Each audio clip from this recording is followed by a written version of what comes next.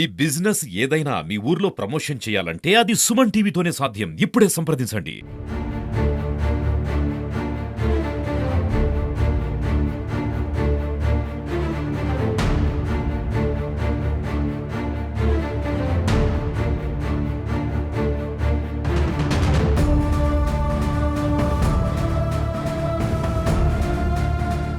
Hi hello నమస్తే, welcome to Suman TV. నేను మీ తిరుపతిరావు. ఈ రోజు అయితే మనం కందుకూరు నుంచి దియోర్పాలెం ఆది ఆంధ్ర కాలనీ గనిగుంట వెళ్ళే రోడ్డు మీద అయితే ఉన్నాం. ఈ రోడ్డు గుంతలుగా అసలు ఏం బాగోలేదు. గత ప్రభుత్వం నుంచి ఇప్పటి వరకు ఎవరు ఈ రోడ్డుని పట్టించుకోలేదంట, ఏ నాయకుడు పట్టించుకోలేదంట, ఏ అధికారులు పట్టించుకోలేదంట. ఈ రోడ్డు మీద వెళ్తున్న ప్రజలైతే చెబుతూ ఉన్నారు. ఈ రోడ్డు మీద నడుస్తూ స్కూల్ పిల్లలు కానీ చాలా ఇబ్బంది పడుతున్నారంట. వానలు వస్తే అస్సలకి ఈ రోడ్డు మీద నడిచే పరిస్థితులే లేవంట. నమస్తే సార్, మీ పేరు సార్? నా పేరు లక్ష్మీనారాయణ అండి, దామచర్ల. మీది ఈ కాలనీనా, ఆది ఆంధ్ర కాలనీ? లేదండి, మాది గనిగుంట ఒకటి అంటారు దీన్ని, గనిగుంట మాది. రోడ్లు మీరు ఇట్లా ఉన్నాయి గుంతలుగా, మీకు ఏం ఇబ్బంది అనిపించడం లేదా? చాలా ఇబ్బందిగా ఉంది సార్. ఊరు మాకు గనిగుంట, దియోరిపాలెం, కాకుమారిపాలెం, ఆది ఆంధ్ర కాలనీ ప్రజలు చాలా ఇబ్బంది పడుతున్నారు సార్. విపరీతమైన మాగటి గుంటలు ఎవరు పట్టించుకోలేదండి దీన్ని. వైసీపీ ప్రభుత్వం ఒక గంప ప్రభుత్వం మట్టి కూడా ఇవ్వాలి ఈ రోడ్డు మీద. ఇప్పుడు కనీసం మళ్ళీ ఒక 700 కిలోమీటర్లు బాబు గారు వచ్చిన తర్వాత ఏదో గుంటలో పోడ్చమని చెప్తుంటారు మన టీవీలో కూడా. అదే ఎదురు చూస్తున్నాం సార్. మేము కూడా మున్సిపల్ కమిషనర్ గారికి ఒక అర్జీ పెట్టి ఒకసారి ఈ రోడ్డు కూడా సంగతి చెబుదామని చెప్పి మేము కమిషనర్ గారిని అడుగుదామని అందరం మాట్లాడుకుంటున్నాం సార్. విలేజెస్ అందరమే చాలా ఇబ్బందిగా ఉంది సార్ అయితే ఈ రోడ్డుని పోవడం కూడా. ఇంతకు ముందు మీరు ఎప్పుడు నాయకులకి ఏమైనా చెప్పలేదా? ఎవరండి, ఇప్పుడు 4 రోజులే కదా ప్రభుత్వం ఇచ్చి, 30 రోజులే కదా. ఆయన చూస్తా ఉన్నాడు కదా. సరే ఒకసారి కలిసి చెప్దాము, అర్జీ రాసిద్దాము, చెప్దామని చూస్తున్నాం సార్. అది sir. Okay sir, thank you. నమస్తే సార్, మీ పేరు? నా పేరు శివ. మీది ఏ కాలనీ సార్? ఎక్కడి నుంచి వస్తున్నారు మీరు? మేము కందుకూరు రూరల్ సర్కిల్లోనే ఉంటాము. మేము ఇక్కడికి ఎప్పుడు తిరుగుతూ ఉంటాం మనుషులను ఎక్కించుకోవడం కోసమని. ఇప్పుడు గత 4 సంవత్సరాల నుంచి మేము వస్తానే ఉన్నాం. గత 4-5 సంవత్సరాలు జగన్ గవర్నమెంట్ ఎప్పుడు స్టార్ట్ అయ్యిందో ఆ తర్వాత 6 నెలల నుంచి ఈ గుంటలు ఇవన్నీ కూడా మేము పరిచయం అయినాయి మాకు. అప్పటి నుంచే మేము తిరుగుతానే ఉన్నాం. ఇలాగే మాకు తలరా తింటే మా కర్మ ఇంతే అనుకున్నాము, తిరుగుతూ ఉన్నాము.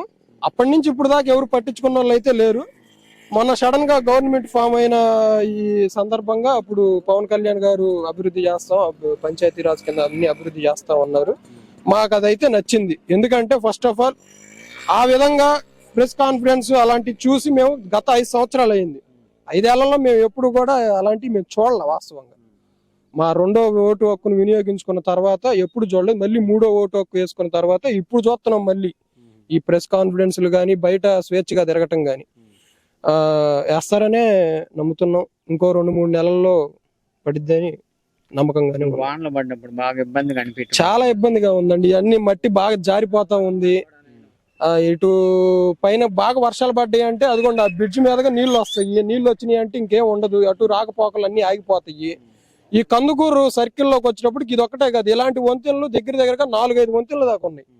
అటు చుట్టుకుంట పోయే రోడ్డు కానివ్వండి, ఇటు పోయే రోడ్డు కానివ్వండి, అక్కడ జీవవరపాలెం అక్కడ గ్రౌండ్ లెవెల్లో ఒకటి ఉంది అక్కడ, మళ్ళీ అక్కడ కానివ్వండి, మొత్తం ఒక 5-6 స్పాట్లు ఉన్నాయి ఇలా నీళ్లు వచ్చే స్పాట్లు.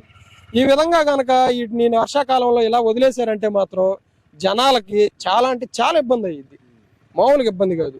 వాడంటే దిక్కుమాలినోడు, వాడంటే పనికిరానోడు. మీరు చదువుకున్నారు, ఈ గవర్నమెంట్ లో వచ్చిన వాళ్ళందరూ చదువుకున్న వాళ్ళే, కొద్దో గొప్ప న్యాయం ధర్మం అట్లాంటివన్నీ తెలిసిన వాళ్ళు. కాబట్టి వీటి గురించి ప్రచారం తీసుకొని గట్టిగా చేయాలని, పనులు చేయాలని కోరుకుంటున్నాం. మీరు నమస్తే పెద్దమ్మ, మీ పేరు? జయమ్మ. మీరు ఈ రోడ్డు మీద వెళ్తూ ఉన్నారు కదా, ఈ రోడ్లు ఇట్లా అస్తవ్యస్తంగా ఉన్నాయి, మీకేం ఇబ్బంది అనిపించడం లేదా? ఇబ్బంది అనిపిస్తుంది, ఏర్పడతాం, భయం పడుతుంది. ఈ వానలకి ఇట్లా గుంతలు నిండిపోయి ఉన్నాయి నీళ్లు, మీకేం బాధ అనిపించడం లేదా? బాధ అనిపిస్తుంది అయ్యా. అసలు తిరగపోతే భయం పడుతుంది. బండి మీద ఏడపడేస్తారు దారి.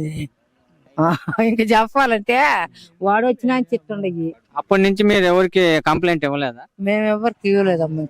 ఇంకా ఎందుకు ఇప్పుడు ఆ ఇల్లు కట్టింది కమ్మ గిట్ట రోడ్లు బాగు చెప్పకూడదు. ఆయన కాలనీ ఇచ్చి ఇల్లు కడుతున్నాడు. స్కూల్ పిల్లలకి వెళ్ళేటప్పుడు గానీ అందరికి చాలా ఇబ్బంది కదా. ఇక్కడ ఇబ్బంది చాలా కష్టంగానే ఉందయ్యా. ఏదైనా చెప్పండి. ఇప్పుడు బాగా పెద్ద వాన పడింది అనుకోండి, ఇది నిండిపోతుందా? ఈ సప్టా నిండిపోయి నీళ్ళు వచ్చేస్తాయా? పైకి వస్తే మాకు అట్లా వచ్చిన తినడుతాం, అయినా కానీ నీళ్ళలో వెళ్ళాల్సిందే. నీళ్ళు వెళ్ళాల్సింది. ఒక్కోసారి దాటనేది అల్లడికుండా వస్తాం, పోయి అటు తిరిగి ఇటు వస్తాం. ఈ రోడ్డు మీద నడిచే పరిస్థితులే లేవంట. నాయకులకి ఎవరికి చెప్పిన ఎవరు పట్టించుకోలేదని చాలా ఆవేదన వ్యక్తం చేస్తున్నారు. కాబట్టి నాయకులు పట్టించుకొని ఈ రోడ్డుని కొంచెం బాగా చేయాలని కోరుకుంటూ మరిన్ని అప్డేట్స్ కోసం చూస్తూ ఉండండి మీ సుమన్ టీవీ. కెమెరామెన్ రవిచంద్ర, తిరుపతిరావు.